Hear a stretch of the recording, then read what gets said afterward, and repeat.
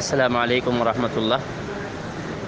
بسا اوقات ایسا ہوتا ہے کہ آدمی ایک چیز کو اپنے لیے بہتر سمجھ رہا ہوتا ہے اور اس کی چاہت ہوتی ہے کہ وہ چیز مجھے مل جائے، اور اس کے لیے بڑی تگ و دو کرتا ہے، لیکن وہ چیز اس کو نہیں مل پاتی، تو یہ بڑے شکوے کرتا ہے، بڑی شکایتیں کرتا ہے، اور اپنے دوستوں سے کہتے ہیں یار پتہ نہیں میرے ساتھ کیا چل رہا ہے، اتنی کوشش کرتا ہوں، اور کبھی ایسا ہوتا ہے کہ یہ ایک چیز بالکل نہیں چاہتا اور وہ چیز اس کے گلے پڑ جاتی ہے۔ بہت سی چیزیں ہو سکتی ہیں، تو ایسا کیوں ہوتا ہے؟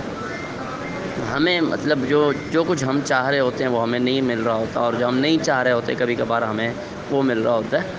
تو اللہ تعالیٰ یہاں قرآن پاک میں ایک جگہ ارشاد فرماتے ہیں کہ ایسا ہوتا ہے کہ تم ایک چیز کو برا سمجھ رہے ہوتے ہو اور اس میں تمہارے لیے بہتری ہوتی ہے، اور تم ایک چیز کو بہتر سمجھ رہے ہوتے ہو اور وہ تمہارے لیے بری ہوتی ہے۔ یہاں میں ایک چھوٹی سی مثال کوٹ کروں۔ شیخ سعدی رحمۃ اللہ علیہ فرماتے ہیں،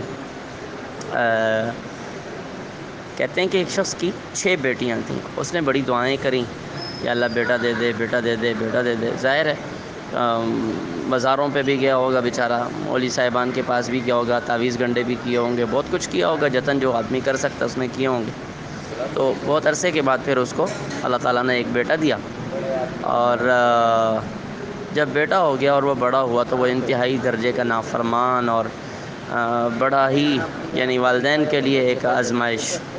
تو اس نے کہا یا اللہ یہ تو اچھا تھا کہ مجھے بیٹا ملتا ہی نہیں۔ تو شیخ سعدی یہاں پر یہی بات کہتے ہیں کہ دیکھو وہ بیٹا مانگتا رہا مانگتا رہا مانگتا رہا، اور جب بیٹا ہو گیا تو وہ کیا کہہ رہے ہیں، یا اللہ اچھا تھا کہ بیٹا ہی نہ ہوتا۔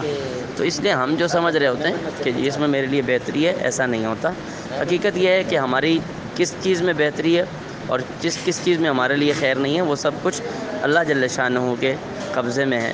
تو جو کچھ ہمارے ساتھ ہو رہا ہوتا ہے ہم اپنے تئیں اچھا کرنے کی کوشش کریں، لیکن اگر ہماری کوشش کے باوجود کوئی چیز اچھی نہیں ہو پا رہی اور ہماری چاہت کے خلاف ہو رہا ہے، تو پھر اس کو اللہ جل شانہ کی مرضی پہ چھوڑ دینا چاہیے۔ اپنی طرف سے آدمی بھرپور کوشش کرے کہ یا اللہ میں جو راستہ انتخاب کر رہا ہوں اگر یہ میرے لیے بہتر ہے اور اس میں میرے لیے خیر ہے تو اللہ اس کو میرے لیے مقدر فرما دے۔